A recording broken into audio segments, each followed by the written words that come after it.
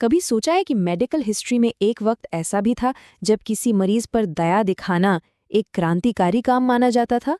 आज हम एक ऐसे ही डॉक्टर की कहानी में चलेंगे जिसने क्रूरता से भरे उस दौर में रहम और करुणा का रास्ता चुना। तो चलिए इसी सवाल से शुरू करते हैं।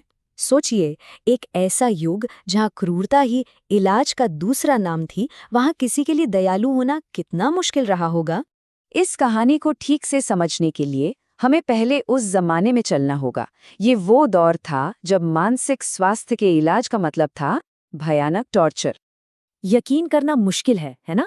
लेकिन उस समय मरीजों को इंसान नहीं बल्कि एक तमाशा समझा जाता था। लोग आते थे, उन्हें देखते थे, उनका मजाक उड़ाते थे, जैसे वो कोई मनोरंजन की चीज हो। ये दिखाता है कि उनके साथ कितना अमानवीय बर्ताव होता था। और इलाज के नाम पर क्या होता था? कोड़े मारना, जंजीरों से बांधकर तहखानों में डाल देना और घूमने वाली कुर्सी जैसी अजीब और दर्दनाक चीजें।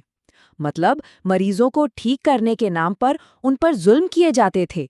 ये इलाज नहीं, सीधी सीधी यातना थी।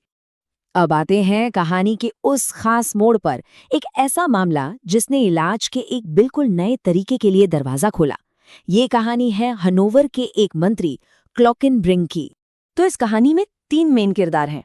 एक है मंत्री क्लॉकेनब्रिंग, जो काम के प्रेशर और पब्लिक में मजाक उड़ने के बाद बुरी तरह बीमार पड़ गए थे। दूसरी हैं उनकी पत्नी, जो अपने पति के लिए किसी भी कीमत पर एक इंसानियत भरा इलाज चाहती थी। और तीसरे हैं डॉक्टर सैमुअल हैनेमन, एक ऐसे डॉक्टर जो इलाज के पुराने तरीकों को छोड़कर कुछ नया, कुछ कोमल तरीका आजमाना चाहते थे। और यहीं से कहानी बदल जाती है। क्लॉकेनब्रिंग की पत्नी को डॉक्टर हैनेमन का लिखा हुआ एक आर्टिकल मिलता है। उस आर्टिकल में लिखा था कि मानसिक रोगियों को सजा नहीं बल्कि प्यार और कोमलता से ठीक किया जा सकता है। उस जमाने के हिसाब से ये सोचना भी अपने आप में एक क्रांति थी। इसी आर्टिकल से जन्म होता है एक बिल्कुल नई सोच और एक नई जगह का, जॉर्जिनथिल का पागलखाना। और ये कोई आम पागलखाना नहीं था। सोचिए, गोथा के ड्यूक ने अपने शिकार करने वाले महल का एक विंग दे दिया, जिसे खास तौर पर सिर्फ एक मरीज के इलाज के लिए तैयार किया गया था, और वो मरीज थे क्लॉकेनब्रिंग। यहाँ पर सोच का फर्क देखिए, जमीन आसमान का अंतर था। एक तरफ उस जमाने का स्टैंडर्ड इलाज था, जहाँ मरीजों को जंगली जानवर समझकर उनके साथ वैसा ही बर्ताव होता था, और दूसरी तरफ थे डॉक्टर हैनेमन, जिनका मानना था कि ये लोग पीड़ित हैं, इन्हें सजा की नहीं बल्कि दया और करुणा की जरूरत है। और हैनेमन के खुद के शब्द उनकी सोच की गहराई को दिखाते हैं।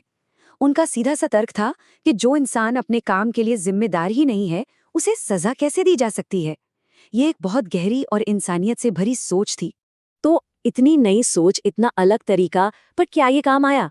चलिए अब सीधे इलाज और उसके उस अविश्वसनीय नतीजे पर चलते हैं। जब क्लॉकेनब्रिंग को जॉर्जिनथिल लाया गया तो उनकी हालत बहुत ही ज्यादा खराब थी। वो दिन रात चिल्लाते रहते थे, हिंसक हो गए थे, यहाँ तक कि उन्होंने अपना पियानो तक तोड़ डाला था। डॉक्टर हैनीमैन के सामने ये एक बहुत बड़ी चुनौती थी। लेकिन हैनीमैन का तरीका काम कर गया। कमाल की बात यह है कि उन्होंने आते ही इलाज शुरू नहीं किया। पहले 2 हफ्ते उन्होंने सिर्फ मरीज को समझा, उन्हें ऑब्जर्व किया, और फिर इलाज शुरू हुआ। नतीजा, कुछ ही महीनों के अंदर मार्च 1793 तक क्लॉकेनब्रिंग पूरी तरह से ठीक होकर अपने घर लौट गए। इस सफल इलाज के लिए हैनेमैन को 1000 थैलर दिए गए, जो आज के हिसाब से करीब $750 बनते हैं। उस जमाने में ये बहुत बड़ी रकम थी, जो दिखाती है कि इस इलाज को कितना बड़ा चमत्कार माना गया था। पर हाँ, हर कोई हैनीमैन के तरीकों से इम्प्रेस नहीं था। एक मजेदार किस्सा है कि जब एक लोकल जज से पूछा गया कि आपके यहाँ पागलखाने में कितने मरीज हैं, तो उन्होंने मजाक में कहा, एक ही है, और वो खुद डॉक्टर हैनीमैन हैं। इससे पता चलता है कि उनके विचार उस समय के लिए कितने अजीब और नए थे। तो क्या हम हैनीमैन को करुणा का असली हीरो मान सकते हैं? चलिए अब जरा इस कहानी को बड़े पैमाने पर देखते हैं। मनोरोग सुधार के इतिहास में उनका क्या मुकाम है? अब यहाँ पर टाइमिंग बहुत ही दिलचस्प है, ध्यान दीजिएगा। हैनीमैन ने अपना ये कोमल इलाज 1792 की शुरुआत में किया। ठीक उसी साल के आखिर में पेरिस में एक और डॉक्टर फिलिप पिनेल ने कुछ ऐसा ही किया। वो मरीजों को जंजीरों से आज़ाद करने के लिए बहुत मशहूर हुए। तो अगर हम सबूतों और तारीखों को देखें तो ये कहा जा सकता है कि मानसिक रोगियों के साथ इंसानियत भरा व्यवहार करने और उसे असल में करके दिखाने वाले पहले व्यक्ति का सम्मान शायद डॉक्टर हैनीमैन को ही मिलना चाहिए, पिनेल से भी कुछ महीने पहले। तो फिर यहाँ एक बहुत बड़ा सवाल खड़ा होता है।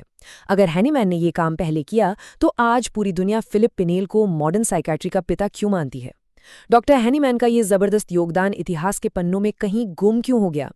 ये एक ऐसा सवाल है जो हमें सोचने पे मजबूर करता है कि आखिर इतिहास कौन लिखता है और किसे याद